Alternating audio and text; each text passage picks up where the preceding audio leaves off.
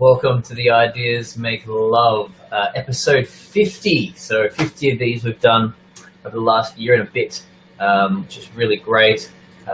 So good to have everyone coming on board to have a little look at this, the Motivation Manifesto highlights video.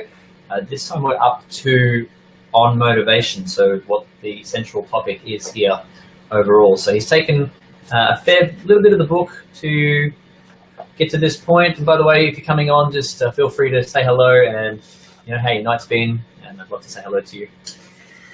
So, yes, it's about this far into the book, and he gets onto the actual main topic. So I'm just going to go to some of the highlights that we've gotten from here. And I've got a lot of this chapter. It's a pretty interesting thing. I've been very, thinking that motivation is just like injecting yourself and with be happy, think everything's okay kind of drug, and therefore wasn't so, powerful as something like inspiration, which is a self-generated kind of motivation. But essentially he's talking about inspiration, he's talking about motivation over the long term and how to create that. So I'm going to pass on some of what he says here. It talks about the word motivation has the root word motive, which means a reason for action. So if we can think of a reason for our action, we are therefore motivated. I do love the simplicity of that. The mother of motivation is choice. So everything that we can motivate ourselves towards doing starts with a choice. So a hallmark of those who achieve greatness is the discovery that they can control the level of motivation they feel by better directing their own minds. So if we can choose what we're going to focus on, we can actually have that motivation. It's simply a choice. It starts with, okay, I'm going to start focusing on that thing that's going to have me then, take the action I want to take, and so on and so forth. So if you've got any questions or comments, feel free to make them down below. Alrighty. So enlightenment comes when we realize that happiness is a choice, sadness is a choice, anger is actually a choice, and even love is a choice. So that's something I personally believe. What are your thoughts on that, if you think that happiness is actually a choice? I really do believe it's the case. Not much else to say there around that. So he's talking about people who have mastered motivation, contemplate their direction and values. They weigh what will give them the greatest sense of vibrancy and fulfillment in every major decision. So when that comes to relationships, what business you're going to do, it's interesting to talk about vibrancy and fulfillment. So they're very, very specific terms when it comes to every major choice that we make. It's something that I certainly have done. My mantra is to make divine love with the moment, and whilst building towards the best and preparing for the worst. So that building towards the best, I always look at, in anything that's going to be having some kind of long-term implication, even frankly, anything I'm going to have to do more than once, or that's going to have to be in my life for more than just a moment. Let's say a movie is a moment. I don't have to think too much about the long-term ramifications of that. But even the positioning of my stuff in my room, things like that, I strategically contemplate those things as much as possible. So there's some wisdom there for us. So if we want more motivation in our lives, we must make clearer choices and more deeply commit to those choices. So there's 3 stages he talks about here towards, where motivation is first sparked, to where it's kept, and then how we actually increase it, how we make it even bigger. So he talks about motivation is sparked by the energy created by ambition and expectancy.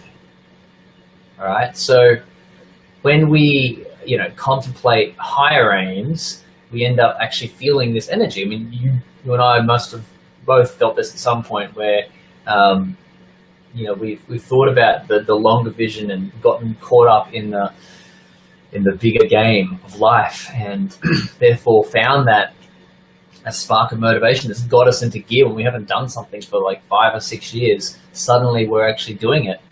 sometimes it's linked to actually thinking about the bigger game and going, do I want to live my life like this, or do I want to live for something bigger?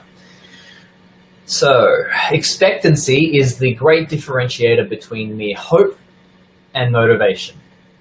So this is something I've personally struggled with a lot because I've always not wanted to have my expectations crushed, and I've lived most of my life with really, really high expectations and then had them, nowhere near or oftentimes fall quite short of my expectations. And then over time, maybe you have too, felt, this thing of like, well, what's the point in having these expectations? What's the point in setting these bigger goals if they just don't get met, if some other people get in the way, or circumstances or life or the government comes in and just stops whatever it is from happening? Why set these expectations? And so I started setting less and less expectations in my life that just had me completely unmotivated. Like I was, not wanting to do anything for years at a time. And, I was able, fortunately, to not have to work. But that actually ended up being a bit of a curse for me because I didn't have any motivation, because I didn't have this higher goal, and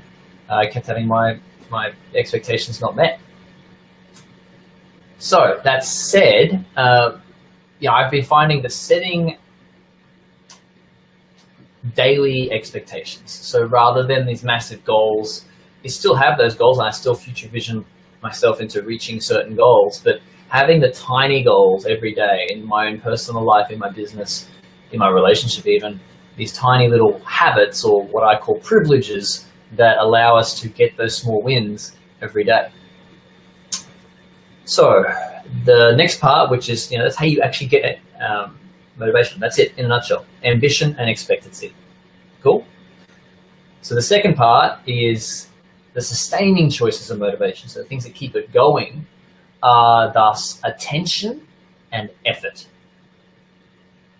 All right. So by actually, this attention economy that we're in right now, being able to manage that and generate, focus for our attention and sharpen it and soften it, and just be able to control it, and then also set up our environment in a way that, naturally has us give our attention to the things that are important to us, really deeply important to us. That is a massive part of, being able to keep this motivation going. And then the effort, of course, because the effort keeps us flowing over and over. So just pause for a second and say hello, Barute. You've come on and given us some love. Thank you so much for showing your love, and welcome to the viewers that are on still. Say hello if you wish. And also, if you've got any kind of, what is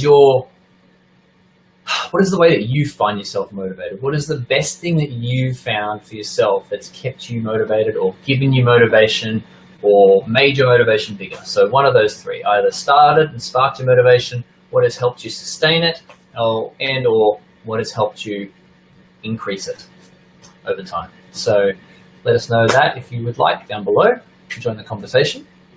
Otherwise, I'll keep on sharing. So attention and effort are the things that maintain and sustain motivation. So we mustn't let our dreams die in the daylight because we lose focus while responding to the world's lame interests or false emergencies. So take a moment and think for yourself, what are the things that are currently taking your attention and your effort? And are they causing you to actually not focus on the things that are really, truly important to you?